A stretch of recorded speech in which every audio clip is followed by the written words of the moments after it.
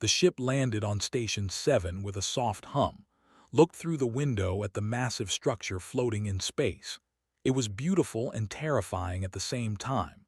Lights blinked across its surface like stars trapped in metal. This was the Galactic Military Academy, the most famous training center in 12 star systems.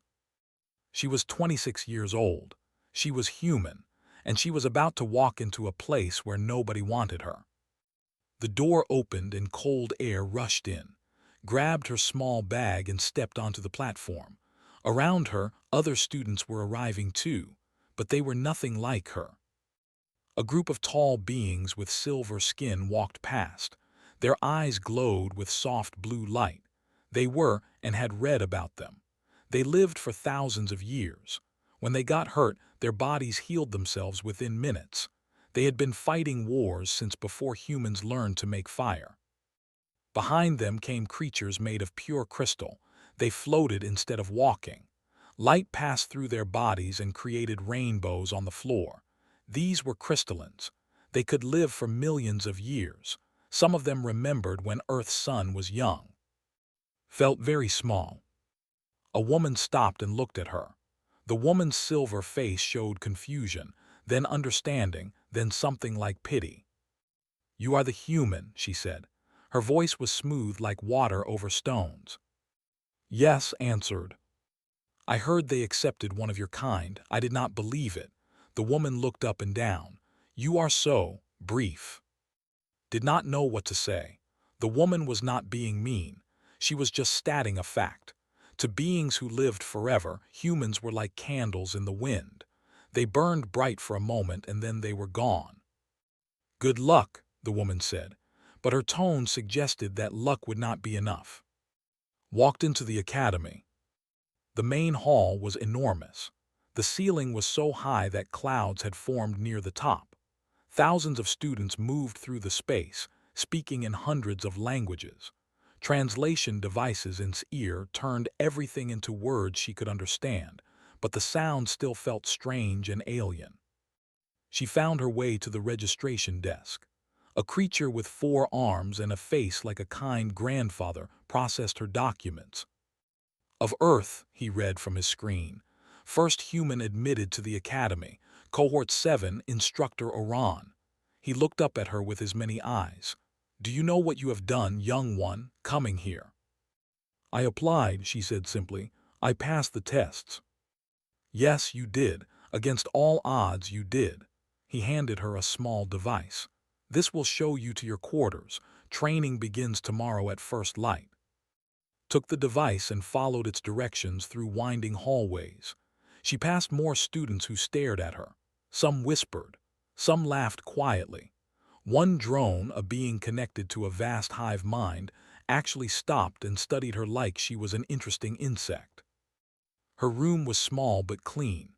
A bed, a desk, a window looking out at the stars. She sat on the bed and allowed herself one moment of fear. What was she doing here? Back on Earth, she had been special. Top of her class in the military academy strongest, fastest among her peers. She had volunteered for the exchange program without hesitation. She wanted to prove that humans belonged among the stars. But now, sitting in this tiny room surrounded by immortal beings, she wondered if she had made a terrible mistake. Her device beeped. A message appeared. Cohort 7 meeting, Training Hall 4, 1 hour. Stood up, washed her face, and put on her uniform. She looked at herself in the mirror, short black hair, dark eyes, a face that showed no fear even if her heart was racing. She was human. She would die someday, probably within the next 60 or 70 years. That was nothing compared to the around her, but she was here and she would not run away. Training Hall 4 was already full when she arrived.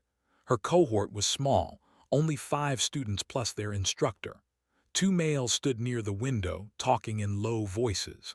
And Drone hovered silently in the corner, its many eyes watching everything. A crystalline floated near the ceiling, making soft musical sounds. And then there was the instructor. Oran was old, even for a. His silver skin had darkened with age, and lines crossed his face like rivers on a map. He had been training soldiers for 600 years. He had fought in wars that had only read about in history books. When she entered, everyone stopped and looked at her. Oran's glowing eyes studied her for a long moment. "The human," he said. His voice was deep and heavy. "I wondered if you would actually come." "I am here," said. "Yes, you are." He did not sound pleased or displeased. He sounded curious, like a scientist examining something new. "Sit." There were no chairs. The other students either stood or floated, remained standing. Oran began to speak. "You are here because you are supposed to be the best of your worlds, the finest warriors, the sharpest minds, the most promising soldiers. You will train together for 2 years. Some of you will fail, some of you will quit, and some of you will become legends." He looked at each student in turn. When his eyes reached, they stayed longer than on the others. "Combat is not about strength," he continued. "Any fool can be strong. Combat is about endurance, patience, the willingness to outlast your enemy, to wait for the perfect moment and strike without hesitation." One of the students, a young male named Haram, raised his hand. "Instructor, with respect, what is the human doing here? Her species lives less than a century. She cannot outlast anyone." Oran did not answer immediately. Instead, he turned to, "Would you like to respond?" Every eye was on her. Every ear waited for her words. Thought about what her grandmother had told her before she left Earth. "Show them what we are made of," the old woman had said. "Show them that time is not the only measure of strength." "You are right," said to Haram. "I will not live as long as you. I will not regenerate when I am hurt. I will not have centuries to perfect my skills." She paused. "But I am here. I passed the same tests you did, and I will train harder than any of you because I do not have time to waste." Silence filled the room. Oran made a sound that might have been a laugh. "We shall see," he said. "We shall see." Training began the next morning, and learned very quickly that words were easy. Survival was hard. The first month was the hardest thing had ever experienced. Every morning, the cohort woke before the station's artificial sunrise. They ran through corridors that stretched for kilometers. They climbed walls that shifted and changed while they climbed. They fought training robots that hit back with real force. The students moved like water. Their bodies were built for combat, strong and flexible and fast. When they fell, they got up without effort. When the robots cut them, their wounds closed within minutes. Silver blood would flow, then stop, then disappear as if it had never existed. The drone never got tired. Its body was connected to the hive mind, which meant thousands of other minds helped carry its burden. It could fight for days without rest, drawing energy from its brothers and sisters across the galaxy. The crystalline, who they called Prism, did not have a physical body that could be hurt. Energy weapons passed through it. Physical attacks simply made it ring like a bell. It was almost impossible to harm. And then there was. She fell, she bled, she broke. In the second week, a training robot hit her arm wrong and the bone cracked. She screamed and dropped to the ground. The medical team rushed in and took her away while her cohort continued training. 3 days in the medical bay. 3 days of watching through the window as the others practiced without her. 3 days of feeling useless and weak. When she returned, Haram looked at her arm. It was wrapped in a healing bandage, still not fully recovered. "It still hurts," he said. It was not a question. "Yes," admitted. "Why did you come back so soon? You should rest more." "I cannot afford to rest. Every day I miss, you all get further ahead." Haram shook his head. "You will never catch up. You understand this, yes. Even if you train every moment of every day, you cannot match what we can do. Our bodies are simply better than yours." Looked at him. His silver face was not cruel, just honest. He truly believed what he was saying. "Maybe," she said, "but I will try anyway." The weeks continued. Failed the endurance test. She collapsed after 18 hours while the others continued for 3 more days. She failed the strength test. She could not lift what the lifted, could not break what the crystalline broke. She failed the speed test. Her human legs could not match their ancient muscles. But she kept coming back. Every night after the others went to rest, stayed in the training hall. She practiced her forms until her muscles screamed. She studied combat recordings until her eyes burned. She pushed her body harder and harder, finding its limits and then trying to push past them. One night Haram found her there. She was hitting a training dummy over and over. Her hands were bleeding. Her breathing was ragged. Sweat covered her face and dripped onto the floor. "You should stop," he said from the doorway. She did not stop. "I am not finished." "Your hands are damaged. You will make it worse." "They will heal." "Not like ours. You will have scars, permanent damage." Finally paused. She looked at her bleeding hands. Then she looked at Haram. "Good," she said. He did not understand. "Good? How is that good?" She walked to a bench and sat down. Her whole body ached. She was exhausted in a way that sleep could not fix, but she smiled. "Where I come from," she said, "we have a saying, fall 7 times, stand up 8. Do you understand what that means?" Haram sat across from her. "It means persistence." "It means more than that. It means that falling is expected. It means that failure is part of the process. Humans do not succeed because we are strong or fast or immortal. We succeed because we do not stop trying." She held up her bleeding hands. "These scars will remind me. Every time I look at them, I will remember this night. I will remember how hard I worked, how much I sacrificed. Your body forgets pain because it heals too quickly, but mine remembers. My scars are my teachers." Haram was quiet for a long moment. He had lived for 300 years. He had trained in combat academies across the galaxy, but he had never thought about pain this way. "I have no scars," he said slowly. "Every wound I have ever received has disappeared within hours. I cannot remember what it felt like to be hurt last week, let alone last century." "Then how do you learn from your mistakes?" He opened his mouth to answer, then closed it again. He did not have an answer. Wrapped her hands in bandages. The bleeding slowed. Tomorrow the wounds would still be there. Next week they would become scars. Next year she would still carry them. "You train because you have centuries," she said. "You can afford to make the same mistake 100 times because you have time to correct it. But I do not have that luxury. Every mistake I make must teach me something. Every failure must make me stronger, because I will not get a second 300 years to figure it out." She stood up and walked back to the training dummy. "I am going to keep practicing now," she said. "You can stay and watch, or you can leave.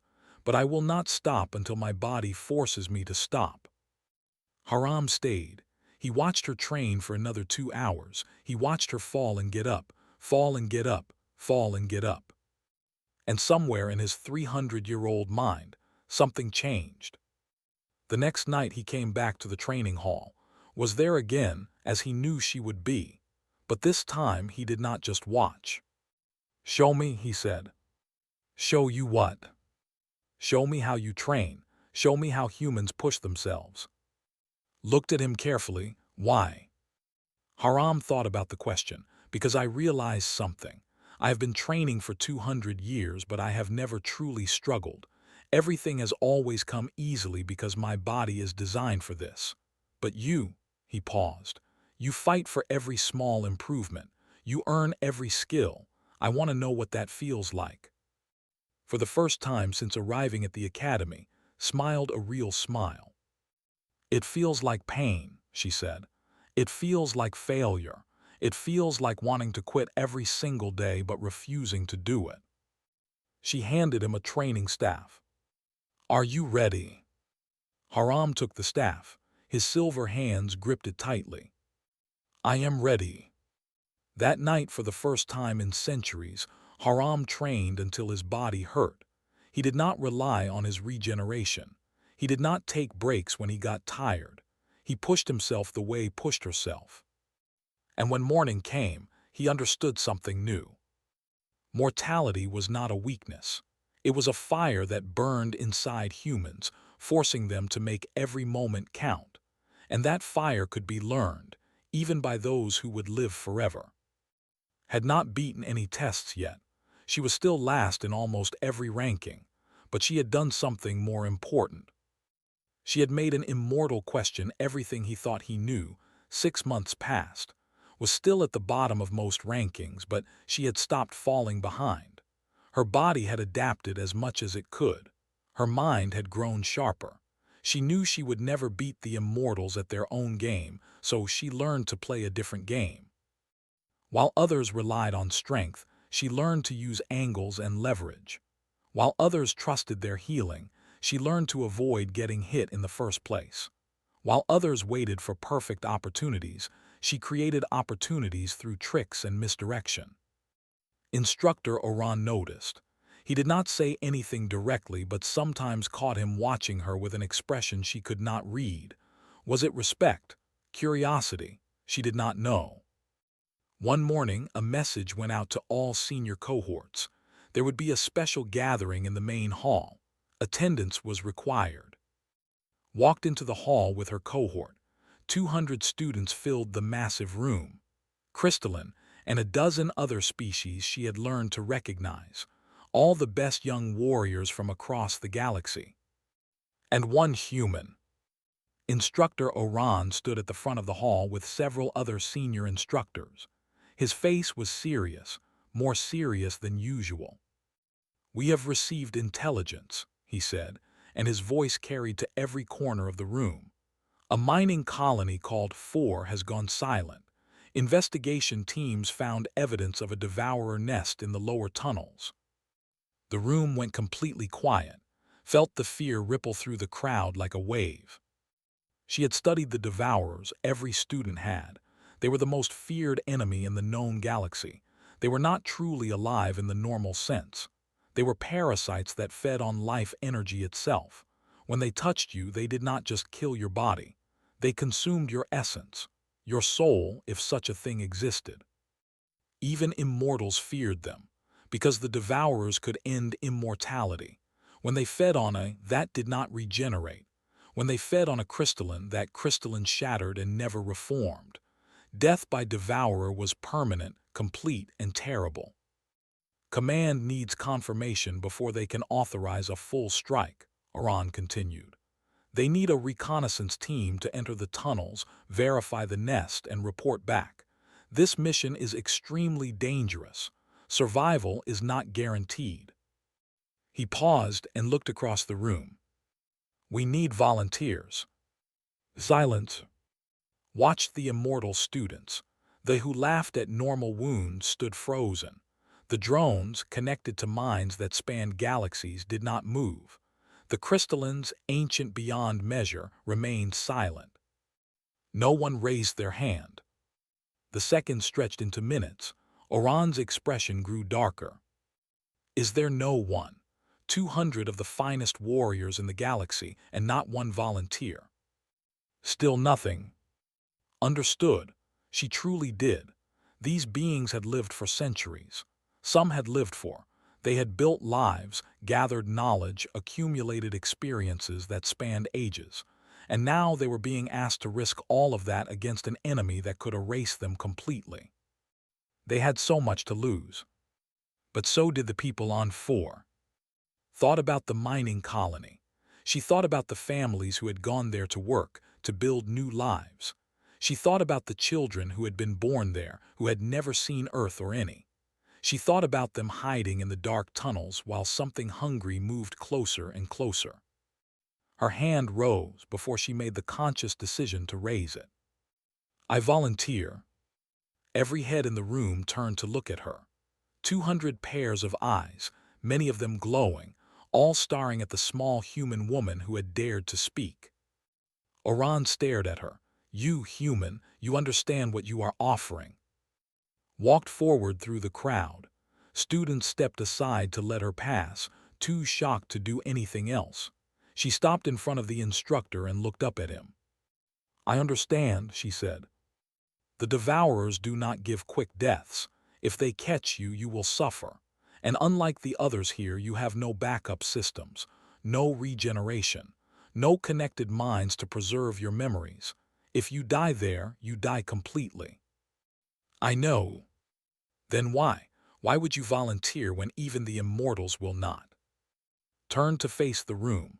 She saw Haram standing near the back, his silver face showing an emotion she had never seen on him before.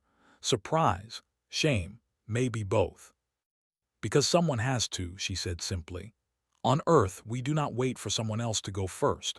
My planet trained me before this academy ever did. We have faced famine, war, plague, disasters. For all of human history, we have walked toward the thing that might kill us, because someone has to." She pointed at the silent crowd. "You have forever.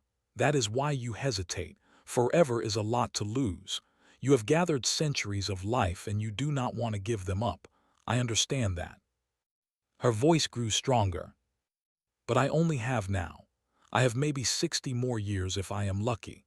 That is nothing compared to but those 60 years are everything I have. And right now, people on 4 are dying. People who also do not have forever. People whose short lives are being cut even shorter." She turned back to Iran. "I will not stand here and let them die because I am afraid. I have always been afraid. Humans live our whole lives afraid. We know from the moment we are born that we will die. We know every day could be our last, but we do not let that stop us. We use it. We let it push us forward." She squared her shoulders. "I volunteer. Now who will come with me?" The silence stretched. Then from the back of the room, someone moved. Haram walked forward.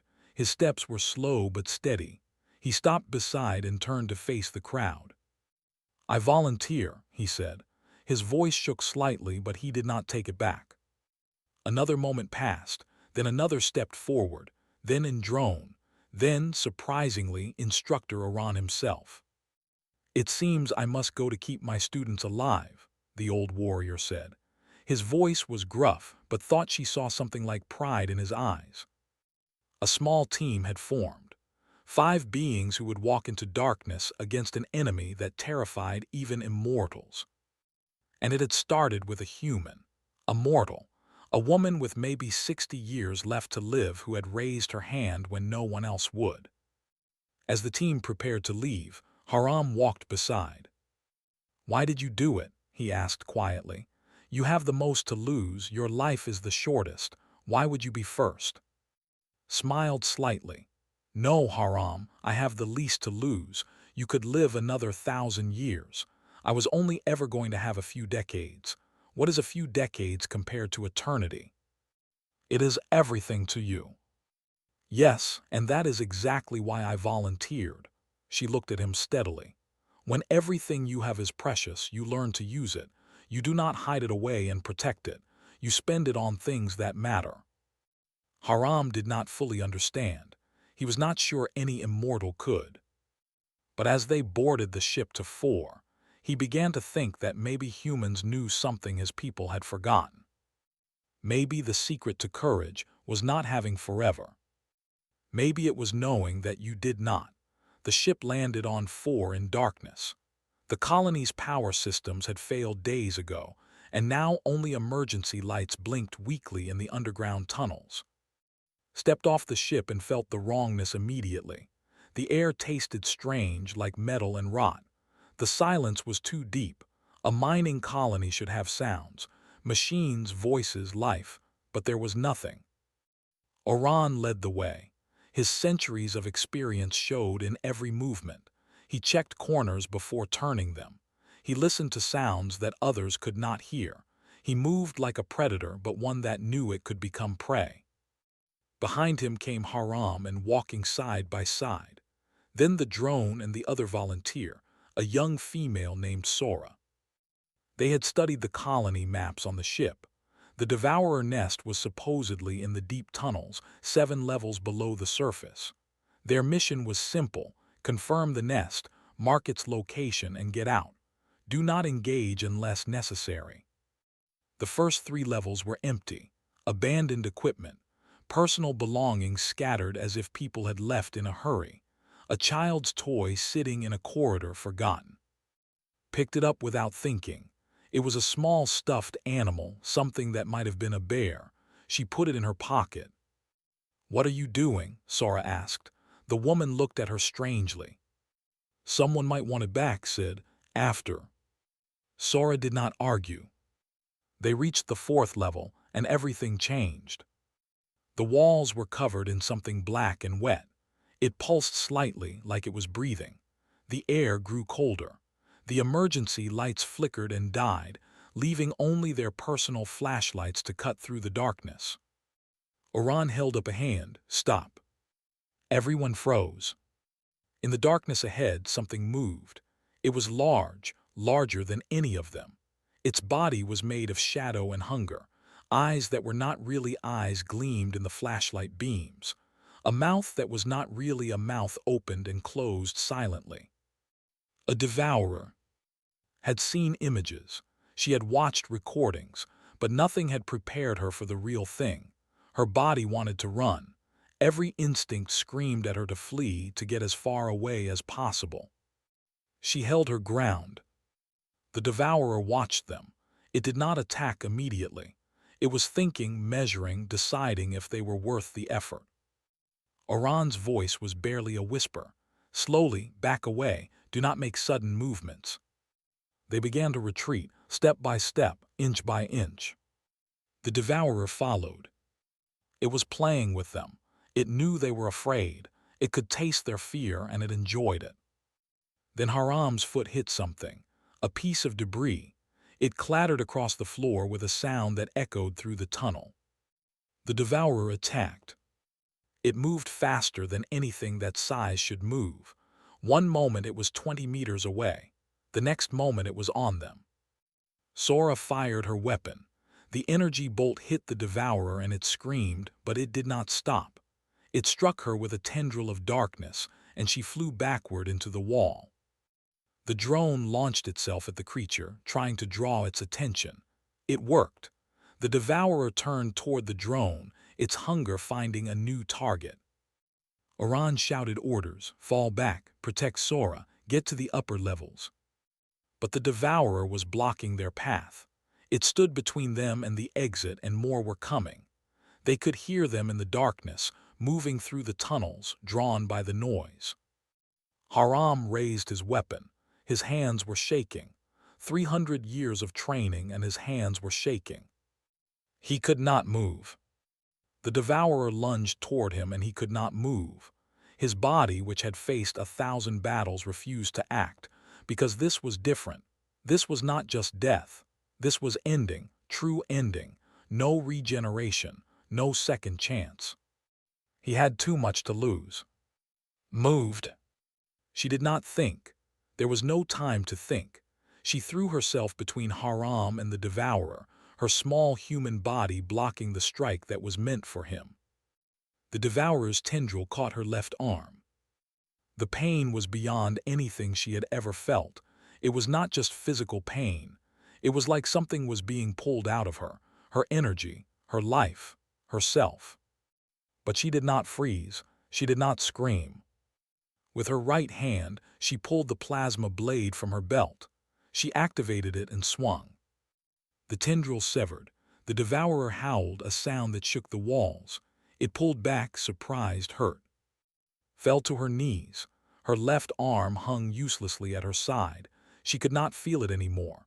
She was not sure she would ever feel it again. But she got up. "Move," she shouted, "now." Her voice broke through Haram's paralysis. He grabbed Sora, who was barely conscious. Oran took point, firing at the wounded devourer to keep it back. The drone covered their retreat. They ran, through tunnels that twisted and turned, past walls covered in that pulsing black substance, past shadows that moved and whispered. Ran with them, her damaged arm burning with every step. She should have been slower. She should have fallen behind. But something pushed her forward, some fire inside that refused to go out. They reached the surface. They reached the ship. They flew away while the colony grew smaller beneath them. Only then did allow herself to fall. In the medical bay of the ship, Oran examined her arm. His ancient face was troubled. "The damage is severe," he said. "The devourer drained part of your life energy. This would heal over time, but in a human. It will not heal, finished for him. No, you will have use of the arm mostly, but it will never be the same. There will be pain, weakness. It is permanent." Looked at her arm. It was paler than the other one. The skin had a slightly gray tinge. She tried to make a fist and felt the effort it required. "I understand," she said. Haram stood in the doorway. He had been watching silently. "Why?" he asked. His voice was raw. "Why did you save me? You knew the cost. You knew what would happen if it touched you. Why did you do it?" Met his eyes. "Because I could. Because in that moment I could act when you could not. Because that is what humans do. But you have lost something you can never get back, a piece of yourself. Do you not regret it?" She thought about the question. She thought about her arm, about the pain she would carry for the rest of her life, about the ability she had lost forever. "No," she said, "I do not regret it." How can you not?" "Because I have lived with death my whole life. Every day I wake up, I know I am closer to the end. Every choice I make knowing I might die tomorrow. But you," she looked at him with something like compassion, "you have never had to live like that. You have never had to choose courage knowing there might not be a tomorrow." She smiled slightly. "That is what Earth teaches us first. Before we learn to walk, before we learn to speak, we learn that we are going to die. And we learn to live anyway. We learn that some things are worth more than our own survival." Haram sat down heavily. In that moment, 300 years of life felt like nothing. This small human woman with her damaged arm and her short understood something he had never learned. "You fought harder than any of us," he said quietly. "You moved when I could not. Why? What do you have that we do not?" Leaned back and closed her eyes. "Nothing to lose," she said, "and everything to give." The ship returned to station 3 days later. By then, the story had already spread. The human had volunteered when immortals would not. The human had fought a devourer and survived. The human had saved a life at the cost of her own arm. When walked off the ship, hundreds of students had gathered at the landing bay. They did not cheer. They did not clap. They simply watched in silence as this small mortal woman walked past them with her damaged arm and her tired eyes. But it was a different kind of silence than before. Before, they had looked at her with pity. Now they looked at her with something else. Something that might have been respect. Something that might have been wonder. How could someone so fragile be so strong? The mission report was filed. The Devourer nest on 4 was confirmed. A full strike team was sent to destroy it. The surviving colonists were rescued and evacuated. Life at the academy continued, but something had changed. In the training halls, noticed that the immortal students trained differently now. They pushed themselves harder, not relying on their regeneration. They fought as if every wound might be permanent. They moved as if tomorrow was not guaranteed. The drones began making individual decisions instead of waiting for the hive mind to guide them. They took risks. They volunteered for difficult tasks. Even the crystallines, those ancient beings who had existed for millions of years, began asking questions. They wanted to know about human philosophy, about mortality, about what it felt like to know that everything ended. Answered as best she could, but some things could not be explained. They had to be felt. 1 month after the mission, Instructor Iran called her to his office. She walked through the familiar corridors with her uneven steps. Her left arm still ached. It always would. But she had learned to use it again mostly. She had adapted. That was what humans did. Iran's office was small and plain. No decorations. No awards displayed. Just a desk, 2 chairs, and a window looking out at the stars. "Sit," he said. she said. For a long moment he did not speak. He just looked at her with those ancient glowing eyes. She waited. She had learned patience if nothing else. "You have changed this academy," he finally said. Shook her head. "I just did what any human would do." "That is exactly my point." He leaned forward. "I have trained soldiers for 600 years. I have watched cohorts come and go. I have seen talent, skill, dedication. But I have never seen what you did." "What did I do?" "You made immortals feel shame. You made beings who have lived for question themselves. With one raised hand, you showed 200 warriors that they had forgotten what courage truly means." He stood and walked to the window. "I always believed that immortality was an advantage," he continued. "More time to learn, more time to prepare, more time to perfect oneself. Immortals. I thought you were lesser because your lives were short." He turned to look at her. "I was wrong." Did not know what to say, so she said nothing. "Mortality is not your weakness," Oran said. "It is your greatest gift. You fight harder because you know loss. You love deeper because you understand endings. You volunteer because you have already accepted what we spend eternities avoiding." He walked back to his desk and picked up a small data chip. "Your test scores are still below average. Your physical abilities are limited compared to other species. By every normal measure, you are the weakest student in this academy." He handed her the chip. "But I am recommending you for accelerated advancement, not because of what you can do, because of what you are. This academy needs more humans. The galaxy needs more humans, not for your strength but for your spirit." Took the chip, her hand was steady. "Thank you," she said. Oran made that sound again, the one that might have been a laugh. "Do not thank me. You have earned this. Every scar, every failure, every moment of pain. You earned this." She left his office and walked slowly through the station. Students still watched her as she passed, but now they nodded. Now they greeted her by name. Now they saw her not as a curiosity, but as a colleague. That evening she found Haram in the observation deck, watching the stars.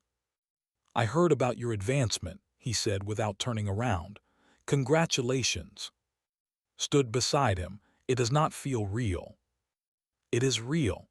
You have done what no human has done before. You have proven that your species belongs here." "I have done nothing special. I have just been myself." Haram finally turned to look at her. His silver face showed emotion she had learned to read over the months. Respect, friendship, maybe something more. "There is a word in Korean," she said. "It means a deep bond, affection that comes from shared experience, from being human together, from knowing that our time is short." She looked out at the stars. "Maybe that is what we bring to the galaxy. Not strength, not immortality, just the knowledge that everything matters because everything ends." Haram was quiet for a while. "I am 300 years old," he said.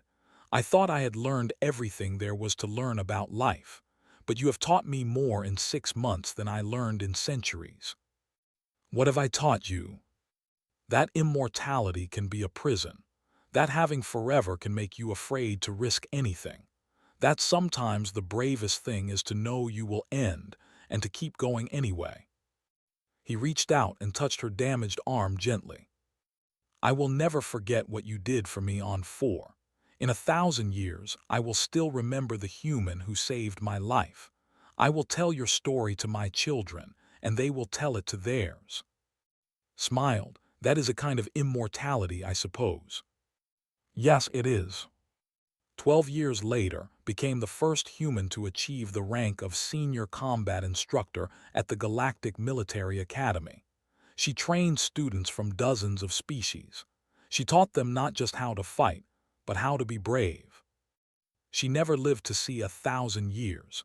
She never regenerated from her wounds. She walked with a limp from 4, and her left arm never regained full strength. But every student who trained under her learned the lesson she had taught a room full of immortals so many years ago. Courage is not the absence of death. Courage is knowing you will die and raising your hand anyway. Trained warriors for 32 more years before her human body finally gave out. She died peacefully, surrounded by friends who had lived for centuries and would live for centuries more. But before she died, she asked Haram to promise her something. When the instructor asks for volunteers, she said, her voice weak but clear, remind them of me. Remind them that a mortal went first. Haram held her hand. Silver tears ran down his silver face. I will, he promised.